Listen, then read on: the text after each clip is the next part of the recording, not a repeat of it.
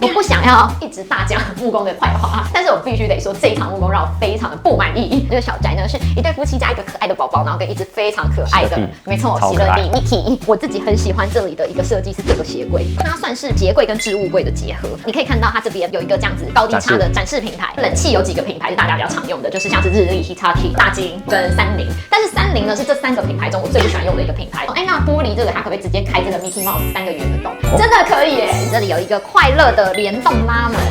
你们知道小宅最需要的就是让空间都很宽广，全部打开的时候，你会觉得它跟客厅是连通的。我觉得这里最大的优点也是最大的缺点，就是那个门，在那个地方，请帮我把师傅杀了吗？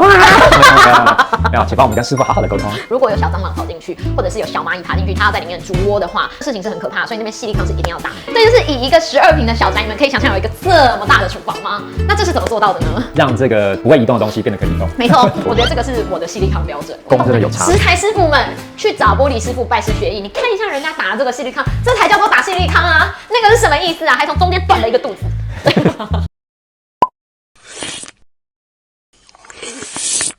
润年设计 Living to Sing 是一个跟宠物友善、跟室内设计知识有相关的频道。如果你喜欢这个频道的话，就开启订阅，然后把小铃铛点起来，这样你就不会错过重要的资讯喽。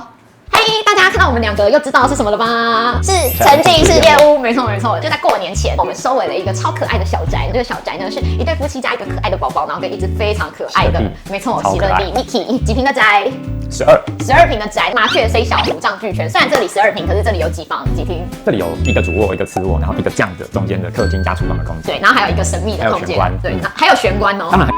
对，你看讲出来了，那神秘的空间啦。对，总而言之呢，那等一下我们就带大家来看这整个可爱的小宅是什么样子的感觉。那我们就要往下个地方去喽 ，Go！ 好，这个是我最喜欢的一个设计。我当时在设计的时候，觉得对这个很满意。比起以前的狗门，我们这次是用门栓，这个设定很好，功能很好，但是功很差。你看这个贴美耐板这个贴法，我就之前好像有跟大家分享过，就是贴美耐板这件事情呢，本来美耐板跟美耐板之间它就会有缝隙，因为美耐板是有一个厚度的。但是我觉得这个工真的也太差了。今天很呛是吧？乐维的东西，它本来就是透心的，我们可以跟这个美耐板的厂商跟他要一个小 cube， 那个小 cube 就是它6个面都已经贴过，贴完就是应该要长那个样子，可是我们贴完却不是长那个样，那个层板也是用美耐板去贴的，还不错啊。可是为什么来到这边就有这些问题？为什么？实在是我要问你。但这个我们就是会把它修掉。没错，因为以前这个门片我都只有用木皮贴过，我没有用美耐板贴过。虽然我自己本来就一直知道美耐板跟天然木皮它有厚度上面的差异嘛，所以像之前那些我做完之后都非常漂亮。必须跟大家分享，美耐板这个东西啊，你最好要贴皮的宽度啊，不要低于3公分，我觉得贴起来会是最漂亮。这个门片啊，贴皮就是一个丑字，没有什么好说的。在我的立场看来的话，是要整个重做。如果你要贴美耐板的话，你一定务必起码要有这样3公分的宽度，因为没办法嘛，我们要做门挡的话，我们一定是要一个这个榫头。但像这种啊，例如说像它低于1公分，其实非常不利于美耐板贴，因为美耐板它天生可能就是有一个厚度，所以你可以看，如果像这种比较细小的地方的话，这个真的是有点困难，又太挑战师傅的工，所以它这个贴不好，我觉得是情有可原。以后我不会在这种材质上面做这样子的设定。但是呢，我觉得像这种就是这边会有这种肥肥的这种伤口，就是在抛的时候有点抛过头。没错，而且这边还有一个奇怪的颜色，不知道什么，就是你抛过头了，露出它本来的美耐板的皮质的颜色。没错，而且啊，因为我一定要跟你说，我们现在在用的这个乐维的材质已经是通心板了。通心板是什么意思呢？它的底质的颜色是有跟表面颜色去抓类似，没错，但也没有到完全一样。因为通常的美耐板中间可能是白色或黑色的，所以大家为什么说不喜欢用美耐板？因为美耐板贴起来会有黑边。但我们现在用的这是通心的美耐板哦，所以照道理来说，它不应该有这么大的缝隙跟这么丑的黑边，但它还是那么丑，那就只有一个问题是什么？你们自己心里知道。磨到过头。对，我也快过头了。没错，因为这一堂在我的强烈要求，像这个要重做。再来呢，就这边，因为它这里是一个小的玄关嘛，所以呢，我们没有特别做2片门片这样要打开，因为很定的，然后这个门又会打开，所以我们是做一个像这样子单开的滑门。例如说，它这边会挂很多的衣服跟放很多的杂物的时候，它可以把这边关起来，然后把这边当成一个展示的层板。那如果它这边鞋子很多的时候呢，它可以把这边关起来，然后这边展示出来。那所以就等于说是一个2用的状态。我自己很喜欢这里的一个设计是这个鞋柜，它算是鞋柜跟置物柜的结合。你可以看到它这边有一个这样子高低差的展示平台，所以呢，就例如说，假如你有什么干洗手啊，或者各式各样的东西，不是一般人会做一个玄关的小开放柜，然后把东西都放在这边。可是因为其实你不会用统一颜色的瓶子，你放瓶瓶罐罐在这边的时候都会很丑。像他男主人高一点的话，他可以直接看到，他可以直接拿。但是呢，像我们女生是比较娇小的话，你可以把它打开拿，那就变成说你的瓶瓶罐罐可以藏在这里面，你进来这里就是一个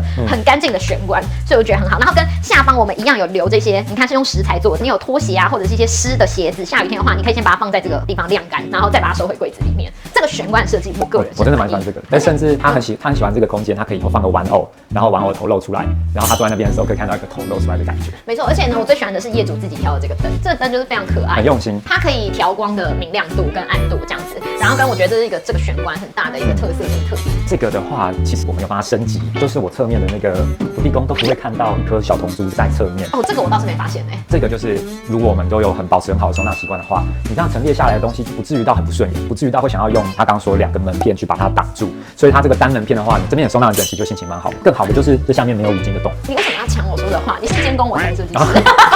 设计师设计的好。总而言之就是这样子。但我看你也是监工监出一个心得了，是不是？对设计有了一些自己的想法。对啊。我觉得这里最大的优点也是最大的缺点，就是那个门，在那个地方，请帮我把师傅杀了吗？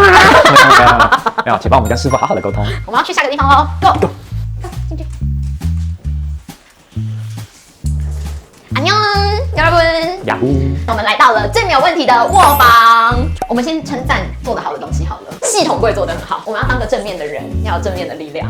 Lucky Vicky， 大家可以看到这个空间很小嘛，所以这里的衣柜我们就没有在做那种封闭式的，会让空间看得更压迫，我们是做这种开放式的立柱。这个立柱呢是系统柜做的，那我发现它有一个很不错的特点，就是它是抗指纹的。因为你们知道很多铁件是你手捏上去之后，你指纹会印在上面，但它这是有点无痕的那种，所以你用力捏它，你会先看到一个大拇指印，不用擦它会自己慢慢消失。然后呢，最上面的那边啊是会比较难收拾东西的空间，所以呢，我们还是做像封闭式的柜子给它，可以让它放一些就是被子啊，或者是冬季、夏季要转换的衣服们。这边我要称赞的地方就屋主他会再带他自己的柜子来，可以来这边再布置他想要布置的东西。这个的设计啊是小宅，我非常推荐大家的，就是你不要把你的柜子做死，那你下面呢就可以自由弹性的用，就看你想要抽屉或者是任何的搭配。这里还有一个我自己很喜欢的地方是这个门，没有很可爱吗？大家有看到这里有一个狗门吗？这个呢是润年很喜欢做的标准的狗门，这个呢其实在我们之前的暗场都很常出现。为什么我喜欢这个门呢？因为这个门呢不是只是设计师的作品，而是加入了业主的巧思。他们家的狗狗叫 Mickey 嘛，然后所以业主应该也是蛮喜欢米奇老鼠的。所以那时候呢，我们高监工找了很多的把手物件给他，他都没有说很喜欢。但是呢，他就突然自己想到说，哎，那玻璃这个他可不可以直接开这个 Mickey Mouse 3个圆的洞？真的可以耶！你看这边有一个迪士尼耶，完全可以哦。迪士尼不要给我刷版权了。对，这个5金也是非常顺。稍微有跟他讨论过，让他头要不要歪歪的。对，很可爱，就没有很正，它就是有点歪歪的头。想要限制你狗狗在里面的时候，你就可以把它关起来。那你不想限制它的时候，你就可以把它打开，甚至你可以把它开一半，这样子很方便。然后这个 Mickey 的脸的大小，她问了一个问题，就问她老公说：“你的指围是多少？”指围这个问题我真的是没有记起来，但现在就是一个手指头可以进去了。对，然后我对。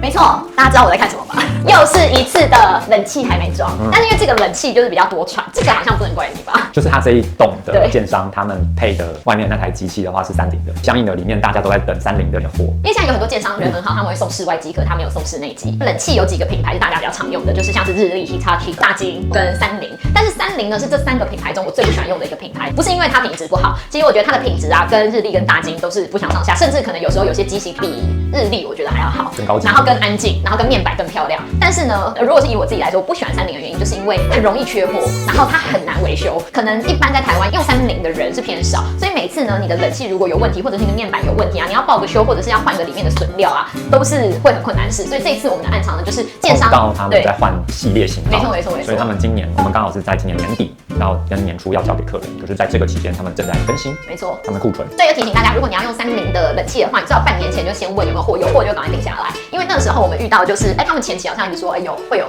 然后我订的时候我就已经知道我订不到，不过我们可以候补排队看看，但是就我工存3个月内没有订到。幸好现在冬天，对啊，对，所以业主他就是会想要等。为什么我连滤镜型出风口都没有？那是要装滤镜型出风口，等下下午1点会到。OK，然后再来呢，我们就要来到窗户的这一侧。接下来呢，就来到了业主的化妆区。这个地方呢，有一个我很喜欢的部分，可是现在没办法展示出来，因为它的床还没有进来嘛。因为我们现在还在验屋这样子。因为它的床到时候是会靠着这个墙壁的，所以呢，这个床的高度大概会在这个位置。所以呢，它到时候是可以直接坐在它床这边，等于说这边是一个床边桌，然后它可以坐在这边化妆啊，或者用它的功能。我很喜欢这个。之前我们有一个暗场有做过，后来做这个柜子之后，我真的觉得这个太方便了。女生的化妆桌啊，就是需要有一个这么浅的柜子，所有的瓶瓶罐罐它都可以很完整的放在这个里面，也有很多就是可以搭配的收纳的亚克力小元件。那到时候业主他的化妆品啊，跟什么面膜，全部就是可以放在这里。这一次我们有特别做一个这样子的小开口，把这个很丑的插座藏掉。这个也是屋主很喜欢的部分。没错，对。然后它这个呢，就用了一个小小的蝴蝶脚链，你看多可爱，这边很完美。但是问题又来了，问题呢就是在于呢，现在呢这个桌子呢非常的脏，然后跟这个油漆又溢出来了。对啊，这边我们都得再去清过。这个你要改，你会很辛苦哦。我不知道是木头的关系还是烤漆做不好。应该木头吧？这下面这边圆圆的嘛，对不对？这是故意修圆角吗？不是，应该是一个堆料。这是堆料，这是油漆做不好吗？油漆不应该会这样做不好。所以是谁做不好？你们是不是有数吧？我想要跟大家说啊，就大家都会一直说设计公司比一般的同胞贵，就是因为呢，所有的室内装修能够取决于这个装修的细致度，就是你的木工。如果你的木工做得好，你的暗场的收尾就会很简单，然后一切都会很漂亮。如果呢，我现在是一个满脸痘疤的脸，我就算盖再多的粉、再多的粉底液上去，我的脸还是一个有痘疤的脸，是很难把这些坑坑巴巴全部去掉的。但如果我的皮肤基底是一个非常好的基底的话，就像木工的底，如果是一个非常好的底的话，那油漆它在做不管烤漆啊，或者是特殊涂料上去啊，它都会是非常平整的状态。所以它这个状态呢，只有一个原因，它会这样子，不是油漆做不好，是这个木工的这个板的底做不好。这个我自己个人，我们会再把它修得顺一点。对，因为应该是说很多东西，如果是为了要防撞，你要做 R 角的话 ，R 角就全部都要有。那如果呢你是要垂直的话，那它全部也应该要是垂直的。所以就这块修，好，这个不能这样子，然后。这边很脏，脏脏的，对，我们再把它处理干净。这个要处理耶，因为我不想要一直大讲木工的坏话，但是我必须得说这一场木工让我非常的不满意，因为呢，这个看起来啊不是脏脏的，是残胶。如果是粉尘脏脏的话，你用手轻轻一摸，它就会变得很干净。可是如果是木工，它在贴你这个皮，或者是系统柜在粘东西的残胶，就这种残胶的话，要用可能酒精跟特殊的你才能擦掉。那像现在这里的东西是我用手轻易是没办法擦掉的。在这个部分啊，这个部分都还行。所以这边要清干净，好，不能这样子。你帮我开一下上面的柜子，我要确认一下。啊，我已经看到问题了。你开最右边这个柜子，你把最右边这个柜子打开。好，靠墙。哦，左边那个。他上一集就一直在说那个什么痘。原来那个不会贴墙哦，那种五金应该是说它的五金本来就会有超过90度，可是它这款五金它刚好在90度的力道是很刚好的。不行，还是要贴，我听到了。所以而且你还是会敲到墙。我们是这样子，它还是没有贴痘痘贴，它还是需要贴痘痘贴，因为它刚弄到还是敲到墙，刚有一个声音。不要，第一就是长痘痘了。要贴啦。啊，贴，要贴，可以啊。很不贴心哎，你们。对，他们同意。这不用贴吗？这个不用贴吗？它就停住了。没有这种，谁可能会这样子开啊？一定要开就开到底啊！好不贴心哦，我觉得他们都一点都没有进步哎，烦死了，我要走了啦。不会长痘痘。对啊。自己留在那里啦。看什么风景啊？超烦。大家一定不知道我现在要去哪里，对不对？我要来到我的快乐阅读区。这边呢，现在是一个弹性使用空间，然后我们这里有一个快乐的联动拉门。你们知道小宅最需要的就是让空间都很宽广，所以呢，我们这边呢就又做出了一室的空间，全部打开的时候，你会觉得它跟客厅是连通的。这里呢就有一个魔术的小空间，是喜欢变魔法的人都会喜欢的。我要开喽！快乐的小宅储藏室，你们以为12平的小宅就做不出储藏室了吗 ？No No， 我们这里呢做出了一个快乐的储藏空间，这也是为什么我们在那边可以隔出一个玄关，因为大家知道原本这种格局是不会有玄关跟储藏室的。可是呢，因为现在小宅啊收纳的需求啊实在是太多了，所以呢我们特别以一个像这样子的洞洞板，就这个洞洞板上面你就可以挂各个你自己想要的东西。它这个门呢、我们特地做这种无把手的状态，让这个墙在平常你没有看到的状态下完全融为一体。这个是真的做的还蛮好的它是缓冲的是缓冲的。因为我刚刚以为这个不会是缓冲的五金，这个缓冲力道还蛮顺畅的。其实我非常推荐小宅，你要花钱的话，就应该花在这种东西上面。它内外都是冲孔板，所以就代表说你外面可以吊东西，你里面也可以吊东西。它这个就是会变相的增加你收纳的尺度跟功能，因为通常铁件关门会很大声，所以你可以看。正在缓冲中。对，这就是让夫妻不要吵架的最好的法宝，因为就不能甩门，你知道吗？它有2面的板子，所以它的侧面够强壮，可以去把缓冲的重心的按14支铰链锁在它的侧面。但我说真的，这个门挺重的而且它还要悬浮，有把这个缓冲的能力都算进去。然后因为它这个五金承重是可以承重到100公斤。一开始在用的时候都会觉得说稍微有点担心，说他到底需不需要帮他做把手。屋主他可能最后也是会帮他买一个小把手，但是一开始的时候其实抓着这个勾勾往后拉，它就开了。OK 了。但因为储藏室不是一个很常会需要使用的空间，所以基本上它大致现在就是这样。这个是我觉得这个家做的最好的东西很少这种冲孔板做到真的就几乎完全无缝，而且烤漆超漂亮的，而且因为它是白色的烤漆，非常漂亮。这个地方我没什么坏话可以说的，我要开门喽。为什么有2个五金在这里？这个我们你干嘛推我啊？因为我用了一点内力。对啊。这个为什么有这个？就是他说从下面往上看的时候，这个木工会很丑，所以还是有要再帮他安装点一些矽利康，把这个下面再把它躲起来。OK， 这还蛮好的。这个呢就是电视墙，它的电器设备可以藏在这个里面，然后猫灶什么都有留好，所以就等于说这个柜子啊，它是2用的，它另外一半边是玄关柜，然后它的这半边是电视墙。你们可以看到这边是完全没有任何的线嘛，因为呢业主他后来会用投影的方式，现在真的有很多投影机都很好使用，所以呢他之后看电视就会在这个空间里面。真的投影机市场越来越大，而且那个亮度都好像很够，所以他们自己已经买了有试试看，然后打在这边看的时候，氛围真的蛮好的。这里是油漆是师傅在做的漂亮。但这个是木工的哦。我这次 credit 是不会给木工的，因为我觉得连一个这么正常、这么普通的柜子，如果他都要做不好的话，我刚刚也是无话可说。不会啦，他这个做的还不错。非镜子画面。关门片。你有没有发现哪里怪怪的？还蛮平的、啊。你看上面。可以小调一下。没错，因为什么呢？五金锁歪了，所以门对不起，他生气耶，他这个五金锁歪了啦。那这我们可以小调一下。因为这个是五金。他刚看到的是有点往那边倾斜。对，这个门片盖上的时候是很平整的，我不知道你们这样子看不看得出来，它这个门片现在是有点斜。如果我现在拿一个水平尺来这边放的话，它绝对是斜的。这边还行，可以接受。这下面的大小啊，应该是足以把雷亚放进去。然后进去看看。这也证明了喜乐蒂也可以。不进来没事，一进来。这里是怎样啊？那边有油漆溢胶了，我们做人就是如此的挑剔。好，这边 OK， 没问题了，修。但是我必须真的就是要讲啊，这个不是食材的完成面吗？食材的完成面不是会打一条矽利康吗？我打透明的、啊。你看这条矽利康打多漂亮。对啊。我就问其他的矽利康有什么问题？这是玻璃师傅打的，工真的有差。食材师傅们去找玻璃师傅拜师学艺，你看一下人家打的这个矽利康，这才叫做打矽利康啊！那个是什么意思啊？还从中间断了一个肚子。我觉得这个是我的矽利康标准，我希望大家都可以 follow 这个矽利康标准。好，再来，我们就要去一个更好的地方飞。好，我们最后呢就来到了快乐的小巧漂亮的客厅区，which也是我最喜欢的地方啊。这小空间魔术放大术。没错，可以看到这边现在就有厨房嘛。那我们呢是不是必须要再变出一个小东西？没错。好，走吗？走。哦，这个轮很好，这是万向轮哎。对。看大家。这里现在是什么区呢？你们知道吗？这里是厨房区，所以呢，就是一个在12平的小宅里面，我们可以拥有一个有中岛的厨房。你看你在这边洗完东西之后，你就可以来这边切菜，超级高级，还可以看电视你的电器设备可以全部放在这里。这就是以一个12平的小宅，你们可以想象有一个这么大的厨房吗？那这是怎么做到的呢？让这个不会移动的东西变得可以移动。没错，大家看。这可以这样子，所以这个地方呢，最特别的事情就是呢，这个中岛它下面是一个万向轮，它呢就是在这个家里面，它可以自由的移动。我刚自己实际推了一下之后，我觉得这个万向轮是非常的顺，甚至它可以这样平行移动，它不用一定要哪一个方向，就是你可以四面八方的转。我刚在讲这个话的同时，我看到它没有打矽利康吗？我不敢相信，这系统柜没有打矽利康。建商的，建商你在干嘛？就是系统柜下面不打矽利康，你干嘛？这木地板也是你铺的，我已经受够帮建商收烂尾了。系统柜下面不打矽利康呢，你就是想要滋生蚊虫，或者是让蚂蚁或蟑螂的卵缠在里面，因为那个缝隙那么小，这个柜子是做死的嘛，所以你下面那边不打矽利康，然后你留一条缝的话，小蟑螂跟小蚂蚁它都可以跑进去里面，这个就是 unbelievable 哎！哎呦，你刚刚那边推给建商，但你这里有打？有啊，我们有打，有啊，好棒哦！也没那么棒吧？其实真的也没那么棒，因为我觉得这是基础的事情啊。画风一转，我本来还蛮觉得这个轮子不行的，但后来发现它是美观跟功能是完全平衡的产品。它一个可以50公斤，但我们会担心它不够，我们在所有地方能加的都有加，大概有到8个。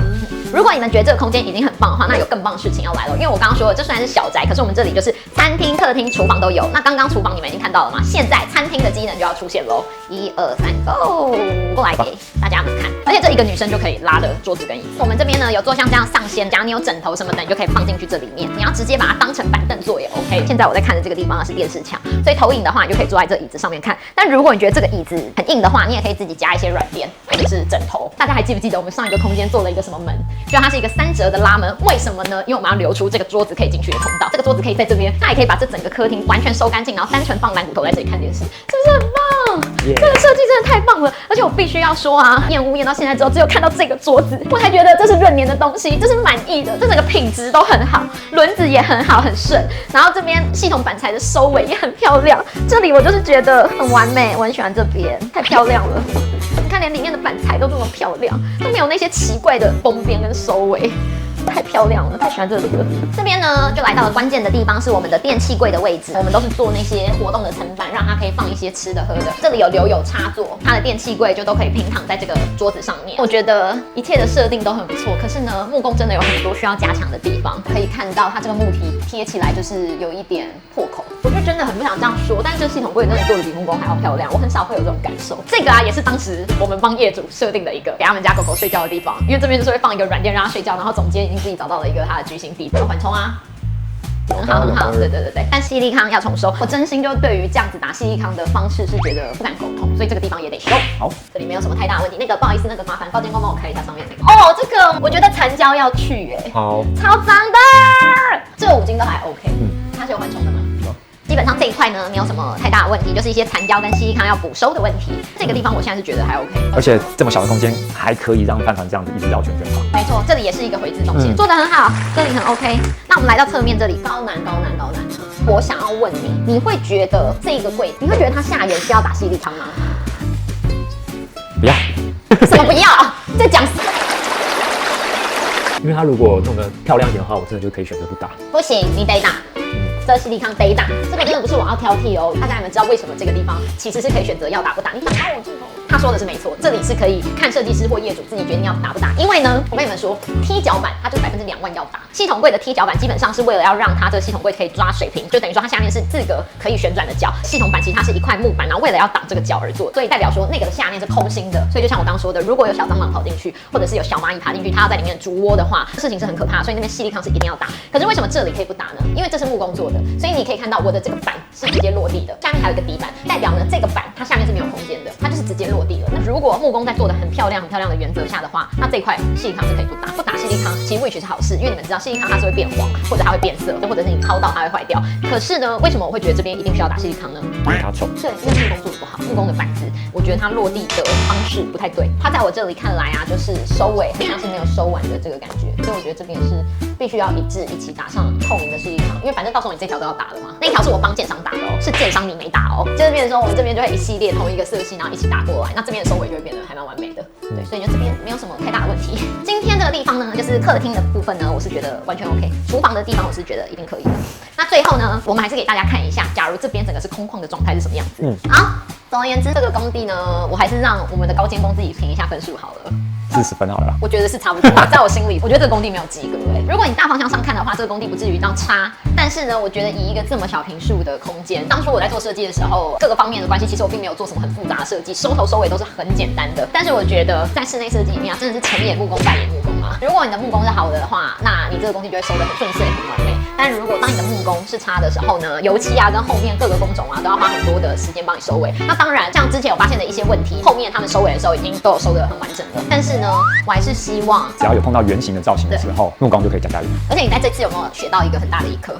什么课？这也是我很常跟自己家的设计师还有跟高楠讲的话，就是我觉得我自己的风格啊是比较没有办法接受，因为我们几乎2、3天或者是1个礼拜起码会来工地一次看工地的状态嘛。那其实，在木工做那个胚底的时候，你就已经可以大概知道它工到底做的好跟不好。当胚底在做的时候，我如果觉得这弧已经不够圆弧，或者是我觉得某些柜位或某些五金的收头收尾已经有些问题的话，我其实是会直接反映给师傅的。但是如果当这时候师傅跟你讲说，哦，不要担心啦，这个我收尾的时候会再来把它收掉，你觉得可以相信他吗？天哪，我收尾才2天而已，放到1个礼拜，你也是只花1、2天的时间来处理而已。没错，怎么可能处理了这么多而且问题？我必须要跟所有你如果自己装潢房子，然后或者是刚出来工作的设计师，我必须要跟你们说一件事情，就是呢，在做木工的胚底的过程中，比如说就算是3个月工程，你的木工起码有1个月的时间，他都要待在现场。那所以任何监工发现到的问题，在没有贴木皮之前，只是胚的时候是最好修正的，因为当你已经贴上木皮的时候，其实一切就是没有挽救的余地。当然，很多的问题，就像我们今天我检查出来，我觉得我不 OK 的状态，都是在贴木皮完的完成面。可是也有那些问题是我压根10年从来没有在我们的工地里面看过的状态，就是它可能那个胚底原本就已经没有做好了，所以上漆之后它的状况会更严重。所以呢，跟所有的设计师跟自己装潢家的人说，就是当你发现了什么问题，